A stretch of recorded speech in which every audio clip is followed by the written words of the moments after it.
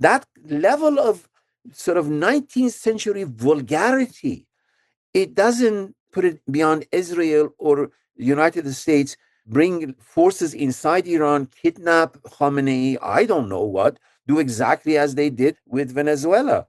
Any scenario is possible.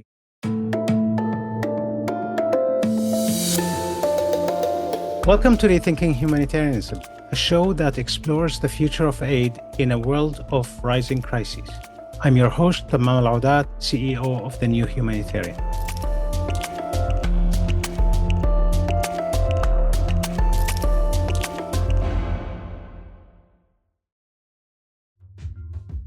Significant protests in Iran have spread across the country, challenging the Islamic Republic. In this episode, we are joined by Hamid Dabashi, an Iranian-American professor of Iranian Studies and Comparative Literature at Columbia University. His books and research have been especially illuminating for me in understanding not only the Iranian history, Islamic thought, cultural identity, and Western imperialism in general.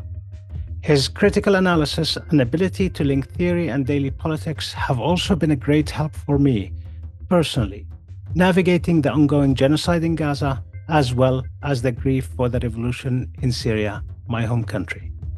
And as I observe with increasing anxiety the evolution of the protests in Iran, their suppression, and their instrumentalization by external actors, particularly the Trump administration, I have found Dabashi's work very helpful in delineating being against the theocratic regime of Iran while rejecting the Western interventionalists as well as the monarchist far-right approach to change in the country.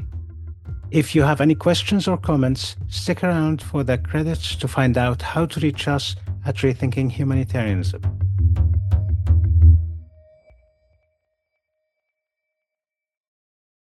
Professor Dabashi, thank you very much for being with us today. My pleasure. Thanks for having me. Iran is going through another wave of protests that are challenging the Islamic Republic. This is not the first such kind of protest that happened there. Indeed. As I said once, Islamic Republic does not just endure crisis, actually basks and thrives in crisis. It is a crisis management operation. And this new phase is particularly nasty because it is part genuine, part manufactured by Israel and the United States, and it's very hard to distinguish between the two components. We must acknowledge that, yes, there is a genuine uprising because of massive economic problems, but at the same time, former CIA chief Mike Pompeo just tweeted that there are Mossad agents among the demonstrators. I don't know if this is a PSYOP proposition or is real, but it makes the understanding of the facts on the ground that much more difficult. And to look at the facts on the ground, at least to describe what's happening, can you tell us what's unfolding in Iran right now? And how should we understand the demands behind it? What has triggered it is incredible crisis of currency, because Iran's currency, rial, is usually measured against US dollars. And it has been an endemic crisis that Iranians receive salary in rial, but the prices keep oscillating on dollars, goods and commodities. It is a particularly nasty situation because the economic elite actually benefits from these crises, gathering obscene wealth, whereas the poor and middle class families are suffering enormously, that they cannot afford daily life. This economic problem is made of two components. One is corruption and mismanagement on part of the ruling state, and the other, the incredible, crippling economic sanctions that the US has imposed. Now, these sanctions themselves are in part because of the International Atomic Energy Agency's concern about the Iranian nuclear program to keep it at pre-weaponization level, which for anyone like me who is against nuclear power is legitimate. But at the same time, US and Europe instigated by Israel, is using that concern for putting pressure on Iran to abandon its what appears to them belligerent positions and become more pro-Israel. The fact that Israel itself is sitting on massive stockpiles of nuclear weapons does not enter into this geopolitical of this situation. Is this different from previous protests that have happened? You've written your book on the Women, Life, Freedom protest in 2022, and that had a different constituency as well. Are they linked? Are they entirely different? No, they are not entirely different.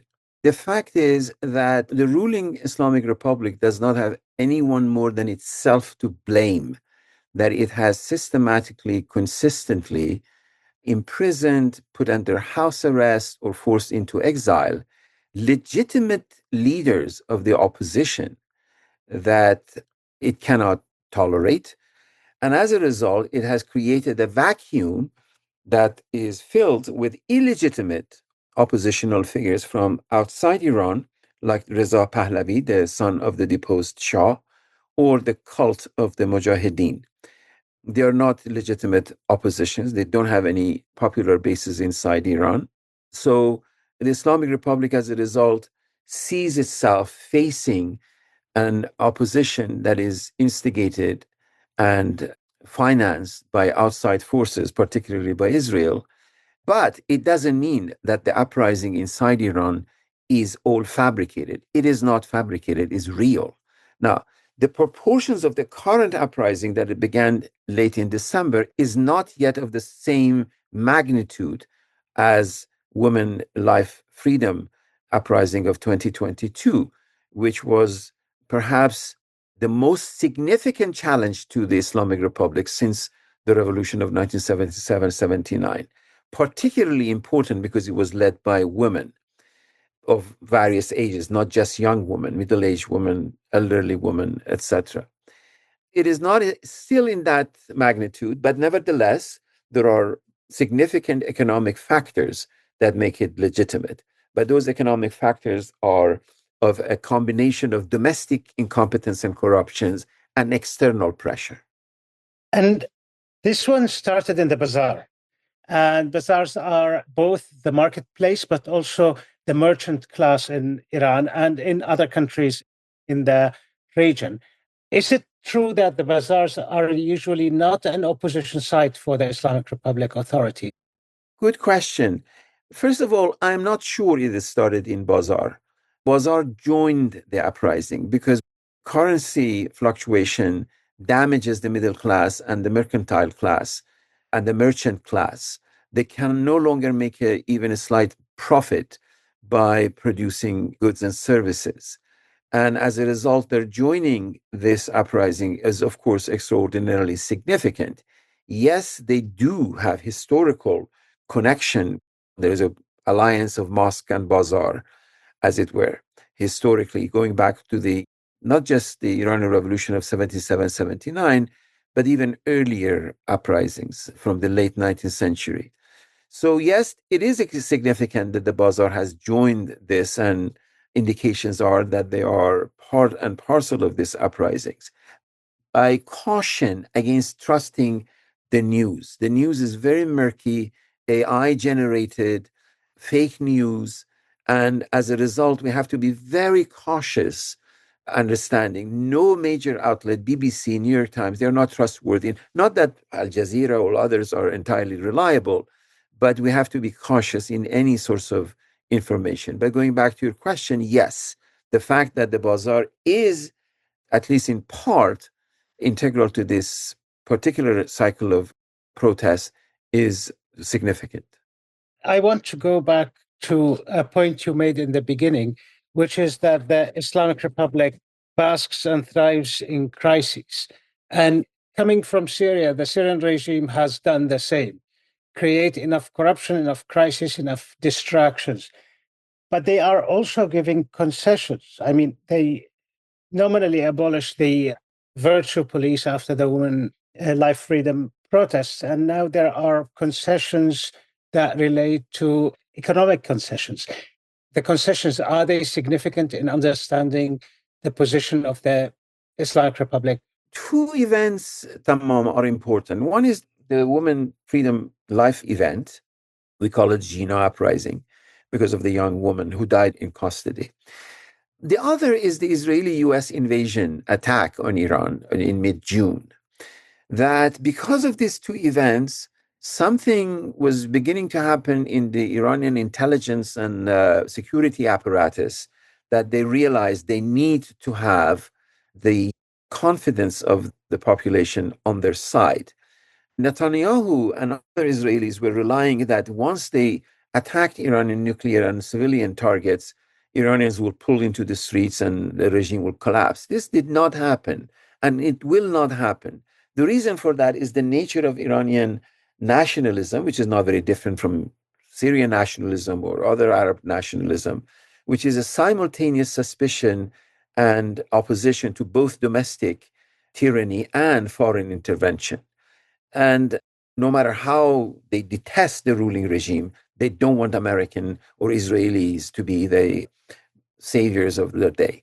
But right now, I think to the degree that the current uprising is instigated by Israel and United States, again, I'm just quoting Mike Pompeo, who said, Happy New Year to Mossad agents in Tehran. This is what he said, that at least this in part is instigated by Israel and the United States. To that degree, this uprising is part and parcel of the geopolitics of the region, collapse of the Syrian regime, the attack that Hamas has endured in Gaza, the defeat of the Hezbollah in Lebanon, etc. Iran is integral to that part. So Iran has been seriously damaged. But whether or not this will result in the collapse of the Islamic Republic, I am very doubtful. The reason is that Islamic Republic right now is in a survival mode. And in a survival mode, it does not shy away from killing thousands of protesters without any hesitation. The state wants to protect itself. But at the same time, I don't think that the legitimacy of this uprising, to the degree that it is legitimate, can be ignored. It is less than 2.5 years before the previous uprising. Usually the intervals are longer, 5 to 10 years intervals, but this is a shorter interval. And it is a combustible combination of real, genuine domestic dissatisfaction and regional conspiracies, particularly by Israel. Israel has its own reasons, wants to distract attention from the genocide in Gaza. And to the degree that people's attention, top news, begin with our own conversation. We're not talking about the Palestinian genocide. We're talking about the uprising in Iran. Israel is succeeding to divert the attention from the real scene of the crime. So I want to spend a little bit of time talking about this instigation by Israel and the United States. Help me understand. Not that I would put it beyond them at all. Trump recently posted on his social media that he's going to defend the protesters and all that. And then Lindsey Graham, the senator, put on the hat, Make Iran Great Again, and this whole ludicrous show. Wouldn't it be logical? Again, I'm not assuming logic neither in Netanyahu or Trump, but wouldn't it be logical for them to want Iran in its current weakened state rather than try to topple the regime there and potentially get something unpredictable? No, I think the scenario, Tammam, has changed. The event, particularly with the US invasion and blatant, a la 19th century attack on Venezuela and taking hold of Venezuela oil resources, the scenario has changed. This is what we are witnessing now is globalized garrison state. That is, the way Israel is behaving in the region is now the way the United States is going to behave in its region. They are no longer camouflaging what they plan to do. We used to think that the idea of turning Gaza into a Mediterranean sort of Riviera was a joke, but it is not a joke. You know, Tammam, the American expression, the concealed carrying, open carry, is right now is militant imperialism open carry. That you go and you attack has nothing to do with the legitimacy or tyranny or dictatorship of Nicolas Maduro or not. In fact, all of these things begin by attacking somebody that there is always some justification for it. It is open. No, so no, going back to your question, Netanyahu used to want to see a weakened Iran.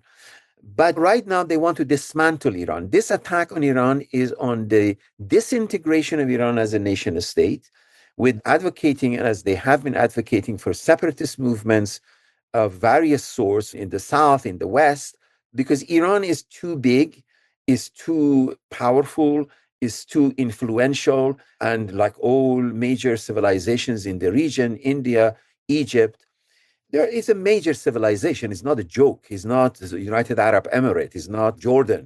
It's a real country. And they don't like it. They want to see the entire region on the model of their own garrison state. So the project is not to weaken Islamic Republic, it's working towards disintegration of Iran, of a joke like Reza Pahlavi to become a puppet figurehead in the region where Iran becomes disintegrated into various components on the model that now has happened in Syria effectively. And I very much doubt that al-Shara is capable of reuniting. I mean, Golan Heights is gone. Israel is near Damascus. The kind of Syria that has been generated over the last year or so, they want to see happening in Iran. And the same is with Pakistan. The same is with Turkey. They don't like powerful, legitimate states in the region. They like United Arab Emirates and Qatar and Jordan. These are the kinds of countries that Israel likes in the region on its own model. You talk about the garrison state, the US being a globalized now garrison state, and that came repeatedly actually in your work in After Savagery and before. What you mean by garrison state, to examine my understanding, is a structure like Israel that has been created to guarantee the continuity of the colonial interest in the region. The idea is from an American sociologist, Harold Laswell, in 1940s, wrote a magnificent essay called Garrison State. 1940s has nothing to do with Israel, in which he argued when militarism becomes the cornerstone of a society, then everything else about that society becomes militaristic. This is what he calls the garrison state. But right now, the formation of Israel is the paramount example of garrison state. It's a military base, doesn't have anything, doesn't have a culture, a civilization, nothing, and has nothing to do with Jewish civilization and Jewish culture. There are countless Jewish intellectuals and politicians and thinkers and philosophers that have systematically and consistently rejected the idea of Zionism. So this is what I mean by garrison state, that there is nothing, it's just like a carrier, just doing the dirty business, as in fact Merz, the German chancellor, said, doing the dirty work of the West for the West, their colonial interests. James Baldwin said this decades ago, that Israel has nothing to do with the right of Jewish well-being. It has to do with projecting and securing the best interest of Europe, now United States, in the region. And you talk clearly about wanting to dismantle Iran as well as wanting to dismantle countries or nation states that have a character or a possibility of mounting a sort of resistance to the Western imperial ambition. If in a scenario where that succeeds, what happens in Iran? How would it look like, both politically but also socially and to the people? Iran is a very vulnerable situation, and right now is held by something that is not supposed to be held. Meaning, instead of creating a pluralistic society in which Kurdish Iranian, Arab Iranians, Turkish Iranians feel part of, integral to the formation of the new nation state, they all have their own versions of ethnic nationalism. Kurds wants to have their own Kurdish nationalism, Turks the same, Arabs the same. And it is a failure of the post-colonial nation state in general.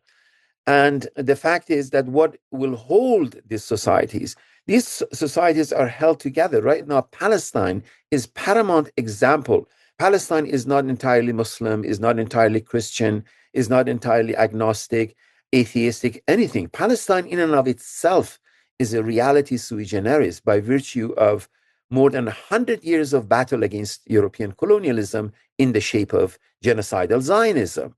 This is what holds Palestinians together. As Mahmoud Darwish said it beautifully in a conversation, the reason that Palestine is so important, because they are in opposition with genocidal Zionism. And genocidal Zionists are taking control. But what they don't understand, Tammam, is the law of Newton. Any force that they send against Palestinians to discredit and dismantle their existence and their narrative and their story and their truth, it will come back to haunt them. Right now, there are Israeli institutions of human rights who are chapter and verse documenting the genocide of Palestinians. Right now, they say, oh, this Epstein story is a conspiracy theory. Probably there is a conspiracy theory about Epstein, but there is no more conspiracy theory than the whole world is anti-Semitic if they utter a word against genocidal Zionism. In that relation, I try to explain to people when the genocide happened and started happening, how central the idea of Palestine is to everybody in the region. I couldn't travel to Palestine with a Syrian passport all my life. I never seen it. But Palestine is a central part of my identity, whether I liked it or not. And I want to jump a little bit and talk about Pahlavi, the son of the deposed Shah of Iran, Mohammad Reza Pahlavi, who was ousted in 1979 in the aftermath of the Iranian Revolution, because he talked to the Wall Street Journal a couple of days ago. And other than having called himself the father of the nation, and more disturbingly, likened Iran misogynistically to a woman that has been raped and will never be the same again, he has explicitly praised Israel and said that they will be the support to Iran. I live in Geneva, and when the monarchists mount their protests in Place des Nations, they are often joined by people with Israeli flags. First, why on earth? And second, do they really think that this will resonate with the population of Iran? Like, I don't understand the reasoning behind it. There is an index of Arab public opinion that is coming out of the Arab Center in Doha. Azmi Bishara's operation in Doha is called Index of Arab Public Opinion, and it is available online. People can go online and look at Index of Arab Public Opinion. The question of Palestine is central, is definitive to Arab and Muslim nations across the world, period. It is symbolic, it is allegorical to the whole experience of colonial, including Iran. Now, consider the fact that the ruling Islamic Republic has indeed abused the case of Palestine in order to repress their own population. They have abused it, but still the fact is that the pro-Palestinian sentiment in Iran is independent of the ruling state's abuse of it. And it is part and parcel, but there is also a new generation of pro-Israeli, pro-American, new liberal people writing in US, particularly in English, and they are pro-Israel. They think that the same way that Machado in Venezuela is so gung-ho on Israel. They think falsely. They don't understand that in the United States we have a civil war, legitimate civil war between Zionists and Jewish well-being. Somebody like Peter Beinart, I mean, he is a principled Jewish intellectual, one of the most significant young intellectuals of the United States. And he is adamantly pro-Palestinian, has nothing to do with his being Jewish. And in fact, as he says it, his commitment to the Palestinian cause is precisely because he's a Jewish intellectual, not despite being Jewish intellectual. So they don't understand this battle within the United States. What are the battle lines? They think if they are pro-Israel, then the US will come to their support. Yes, there are sentiments. Certainly this president is pro-Israel and is active Zionist, but consider figures like Tucker Carlson and Nick Fuentes from within Christian nationalism that was supposed to be the basis of Donald Trump, now is emerging a vehemently anti-Israeli position. That's not the left. And then they flirt with genuine anti-Semitism that has nothing to do with the critique of Zionism.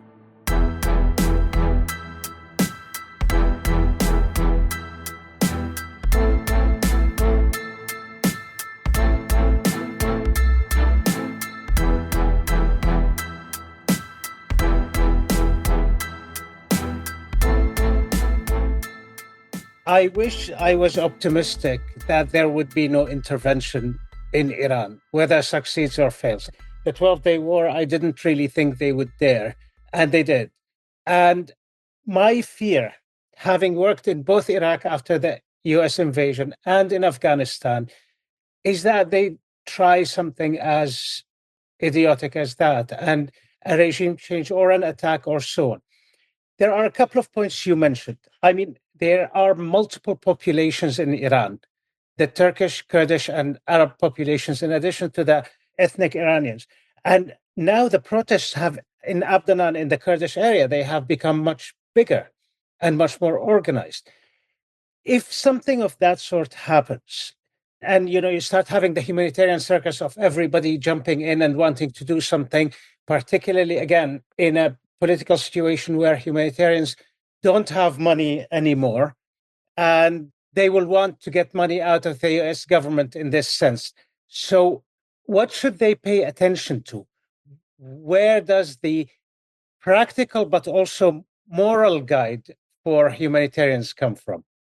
A number of points, Tammam. Number one, we don't have ethnic Iranians. They're all Iranians. I felt that I made a mistake when I said that. Yeah. So the manufacturing of ethnic nationalism, Kurds are Iranian, Kurds are Syrians, Kurds are Turks, because they are part of the whatever nation state that they are. Formations of ethnic nationalism is predicated on the false assumption that there are Persians. Persian is a language, it's not an ethnicity. Second, the thing that is now happening, this is what I mean by globalizing the garrison state, the direct and vulgar, open intervention of the United States in Venezuela, precisely for oil reasons. I mean, it took like half a century of scholarship in the aftermath of the CIA coup of 1953 by people like my good friend Abrahamian and others to prove that the coup of 1953 was really for protecting the British oil interests and American oil interests. But right now we are way beyond that. President of the United States on Air Force One said, we have control of the Venezuelan oil. So that level of sort of 19th century vulgarity, it doesn't put it beyond Israel or the United States bring forces inside Iran, kidnap Khamenei, I don't know what, do exactly as they did with Venezuela. Any scenario is possible. Your fear, as you said at the beginning, is absolutely legitimate. Right now in the Western Hemisphere, they're talking about Colombia, they're talking about Greenland, they're talking about anything. But whether or not this will result, if there is a disintegration, Kurds have legitimate humanitarian concerns that are not met by the centralized states, whether under the Shah or under the Islamic Republic. Turks have legitimate humanitarian concerns. They have every right to demand that the mother tongue be taught alongside Persians. The same is with Arabs in the southern part of Iran, my own part of my country. They have legitimate concerns. And addressing these legitimate concerns, humanitarian, basic human rights, requires a responsive, decentralized government. And in the absence of their being met, of course, they are prone to be abused by nefarious interests of various sorts. The future of humanitarian crisis is extremely difficult because we have to begin with the basic human rights of an individual within a collectivity, and separating Kurds and Arabs and Turks, etc., into enclaves, and then Israel beginning a la Somaliland, creating an embassy there and recognizing them is not the solution. In fact, the collectivity is the solution. And formation of pluralistic societies, the same way that a minus dictatorship could have existed in Syria, does exist at the national level in Egypt, does exist at the national level in Iran. That is the solution. The issue is neither the ruling Assad regime in Syria, nor the junta in Egypt, nor the Islamic Republic in Iran actually represents or is responsive to that plurality.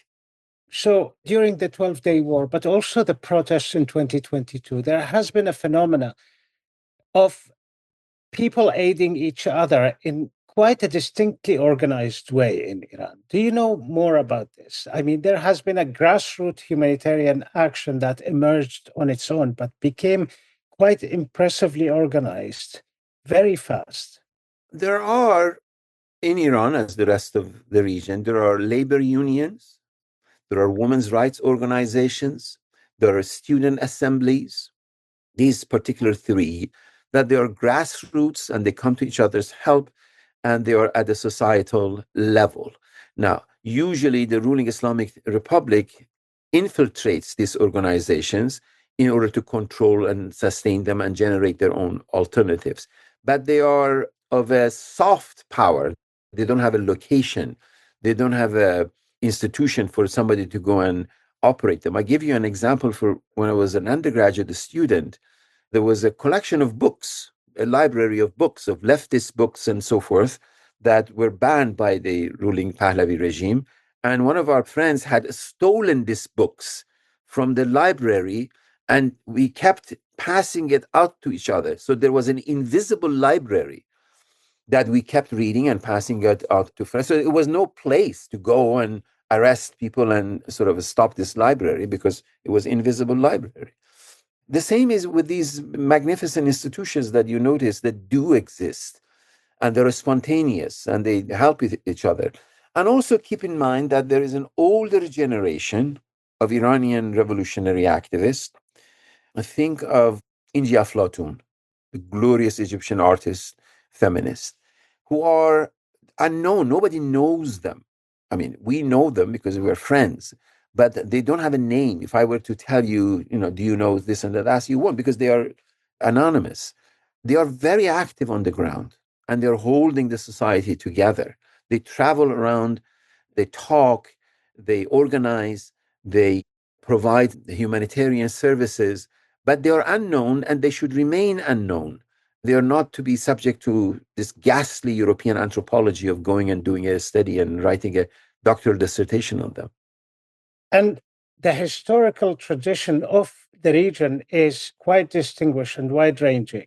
And there have been truly, I almost use the cursed word liberal, there have been truly progressive movements in there and democratic ones. But you talk in your book about the disillusionment with democracy. And you distinguish there liberating oneself from tyranny as a cause in itself for a revolutionary act, as opposed to seeking democracy as the Americans distributed. Bravo. Oh, you read very well, Tammam. Bravo, Ali. Thank you. So when you read Pahlavi's interview, he's talking, I don't want to be the Shah. I just want to ensure, because I'm the only one who can ensure that, I want to ensure that this goes towards democracy. Of course, he denies entirely the fact that it wasn't democratic under the Shah's regime. I mean, I don't want to ask what do Iranians want, because I don't want to essentialize or generalize. But what do you think would be the incentive, the motivation of people if this was to continue beyond the brutality that they are subjected to? Number one, paramount right now as we speak is insurmountable inflation. People cannot afford eating. There's an outflux of young Iranian women into neighboring countries for prostitution. There is an incredible class distinction between those few that have a lot of money and making money under these circumstances and the middle class and the impoverished masses. Right now, the paramount issue is economic. And this government is incapable because of corruption on their own side, incompetence on their own side, and also the ungodly crippling economic sanctions that is imposed on them that will cripple anybody. They are incapable of addressing these economic issues, and they keep verbiage in the parliament about what the issues are. But this is from internal matter. But right now we have another issue, which is when you refer to this bona fide clinical idiot, Reza Pahlavi. I mean, if you take him to a clinical evaluation, he's just an idiot, cannot put 3 consecutive sentences together, is this machinery of social media that has its own logic and rhetoric and way of generating sentiments, not thinking. And the answer to that is those of us who still remember is actually the humanities, the field of humanities, literature, poetry, cinema, that has sustained the history of these countries. That is, anybody who opens their mouth to talk about Sudan and doesn't know Tayyip Saleh's season of migration to the north, they Yes. should just shut up, don't talk. Because in one book, in any country that we go, in Sudan, in Syria, in Palestine, in Iraq, anywhere we go, is not just a question of one tyrant coming and another tyrant going, and that's the history of these countries. This is not the history of these countries. The history of these countries are in their humanities. Mahmoud Abbas is supposed to represent Palestine, and Mahmoud Darwish is not supposed to represent Palestine, or Hassan Kanafani, or the whole, or Michel Khalifi, or whoever. So these nations have a different story, have a different history that cannot be controlled or sustained or prevented by social media. But social media has its own logic and is beginning to create all of these dissonances that we need to fight against. But it's not just a question of generation, but it's also sort of turning back to our own people, meaning the academia that has become secluded. They don't talk. They just write books that are published in 1,000 copies, and that's the end of it. Mm. No, I mean, what we need, and it's not generational. There are magnificently learned younger generation, and there are compromised older people, is sustaining a level of moral imagination, above all, moral imagination, never losing sight of what has happened and continues to happen in Palestine as the epicenter of our change of way of thinking, predicated on previous way of thinking, but not limited by it. This goes back to Palestine.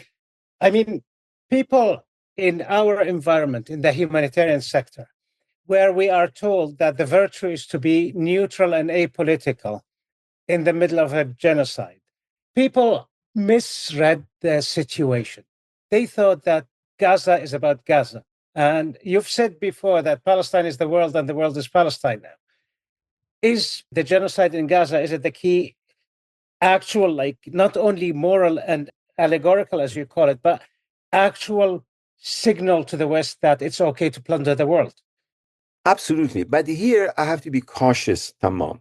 If you have an organization, a podcast, a preoccupation with humanitarian concerns, you should continue to do that, because keeping the primacy of the sanctity of human soul and human body, that you don't capture Palestinians and subject them to torture and actually stage that torture, and actually you pass legislation protecting those who have perpetrated torture, then a humanitarian organization, a humanitarian podcast, any institution that is preoccupied with humanitarianism has to do its work. But at the same time, we have far more serious works to do, in the sense that the assumption that this thing called Western civilization was God's gift to humanity, that the entire world had to shape itself, proximity of this Western civilization, that has disappeared, doesn't exist. Walter Benjamin, in a famous phrase in his thesis on history, says any monument to civilization is simultaneously a monument to barbarism. He thought he had captured a paradox. But this statement is no longer paradoxical. Western civilization is Western savagery. I just said to a colleague that the idea of philosopher king in Plato is directly connected to Donald Trump, because United States was the crowning achievement of Western civilization. Western civilization crafted itself by claiming exclusively the heritage of Greek philosophy. So from Greek philosophy to Western civilization to American democracy. You cannot dismiss this as exceptions or paradoxes. No. When the president of Israel said what they are doing is slaughtering Palestinians is to protect Western civilization. He was absolutely correct. Western civilization is Western savagery. This is not a paradox. This is a fact. This is a simple fact that when you have Heidegger as the single most important philosopher of 20th century, who is a Nazi, leads to Habermas as the most senior German philosopher who is supporter of genocidal Zionism, then we really don't have anything to say. We just have to go back to the drawing board. And the drawing board for me used to be a sinking boat in the Mediterranean. Yes. But right now, that drawing board is Palestine, is Gaza, is the broken bones of Palestinian children. We don't know how many of them, thousands of them, tens of thousands of them buried under the rubble. That is where the next civilization has to start. So, to help people figure that out, I spent 15 years of the war in Syria in exile and couldn't see my father for those 15 years until he passed away in my absence. And one of the most frustrating things was navigating between the interventionists who thought, Assad should be toppled at any cost, and the somewhat leftists who thought he's anti-imperialist, we should protect him, and no space in the middle where you could actually be anti-Assad and anti-US imperialism at the same. Actually, that is the sensible position. What is the sensible position of people who want to stand in solidarity with Iranian people now, when it is being actively instrumentalized by both the Islamic Republic and Israel and the US and the monarchists and MAK and everybody else? Yeah, the answer is actually grammatical. Grammatical. We are capable of compound sentences with multiple subordinate clauses. Simple as that. As you just said it. I denounce the totalitarian Islamist rule in Iran, in any Islamist context, but in the same breath, without finishing my sentence, next subordinate clause, I denounce American interventionism, British interventionism, German providing the weapons. My support for Palestinian cause does not prevent me from criticizing Hamas, criticizing Hezbollah, criticizing any Islamist movement, but at the same time denouncing because I have a vision. We have a vision. We are human beings. Part of the politics of now is eliminating vision. Yeah. We're told you have only one of two choices. There isn't a third one. No, but Tammam, you and I are product of those multiple subordinate clauses. We have capacity, mental, intellectual, moral, imaginative capacity to think that we need multifaceted human beings, men, women, children, adults, multifaceted human beings that have their eyes and their vision set on a way of life, a way of thinking that is not pathologically oriented towards one, that we have to all become Europeans and dye our hair blonde, those of us still have any hair left, or wear blue and green eye contact lenses, or to become, gun-toting Islamists or whoever. We are capable of finding what Chantal Mouffe, the great Belgian philosopher, calls agonistic pluralism. We are capable of agonistic pluralism. Agonistic pluralism is a reality of our life, is the fact of our historical experiences. We talked about humanitarian organizations, and as I mentioned, they rely in their legitimacy on their relationship with the de facto authorities. Today, they will talk to the Islamic Republic authorities and to Israeli authorities and to the US authorities. Tomorrow, if things change, they will talk to whoever in power. And you said absolutely rightly that there is the sanctity of human life that needs to be addressed and not let be wasted. And now, as you very well know, most of the big humanitarian organizations have been banned from Palestine because the Israeli authorities claim that they don't correspond. What is the position? Like, if I was asking for advice as a humanitarian organization confronted with this, what should we do vis-a-vis the need to help save lives, provide aid at hopefully people's own desire and with agency, but also are de facto political actors that can be instrumentalized towards one of the discourses of those politics. It is difficult, but it's a noble task because humanitarian organizations is not just in Israel. The same is with Iran, the same is with Saudi Arabia, the same is with any number of other contexts, have a difficult task because they're keeping the sanctity of human life at the forefront of their activism. But at the same time, they have to work with governmental organizations. They have to work with the UN. They have to work with international human rights organizations. But they have to be supple. They have to be creative in documenting. But when they face the fact that Israel, for example, does not allow humanitarian organizations, Physicians Without Borders, etc., to operate, the fact is that still we have allies, solid allies within Israel. I am categorically opposed to this generic characterization of Israel. Oh, they are all pro-Netanyahu, is a democracy and this and that. That is not true.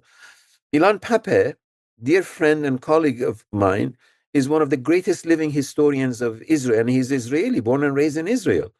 And he's one of the greatest historians documenting the horrors that have happened to Palestinians. And if I were to talk to him, he'd probably consider himself a Palestinian rather than an Israeli, but that's his choice.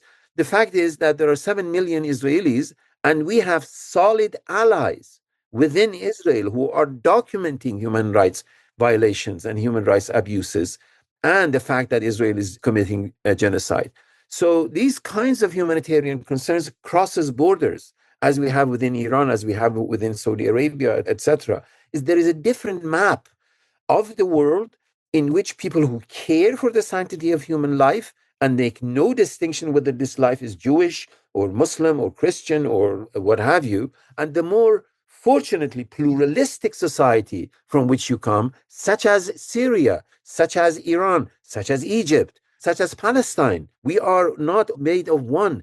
Right now, Palestine is impossible. When Shirin Abu Akleh was killed by Israelis, and I was looking at the Palestinian journalists working for Al Jazeera, I wrote a piece about the iconography of martyrdom that was coming around Shirin Abu Akleh. You couldn't tell from this iconography whether she was Christian or Muslim or what, because Palestinian reality has generated its own particular form of iconography of martyrdom, and then is cross-religious, is not sectarian, is of a different sort.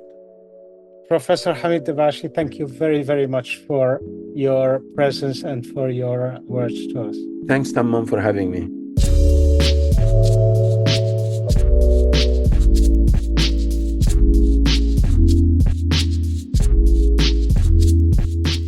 Thank you for listening to Rethinking Humanitarianism. Our show is produced, edited, and mixed by Levi Sharp. Editorial oversight provided by Erwin Loy. If you have any questions or comments, you can email us at podcast@thenewhumanitarian.org. Please rate and subscribe to our show wherever you get your podcasts. Also, consider becoming a member of The New Humanitarian to help us continue reporting from the heart of crises. Go to www.thenewhumanitarian.org to find out more.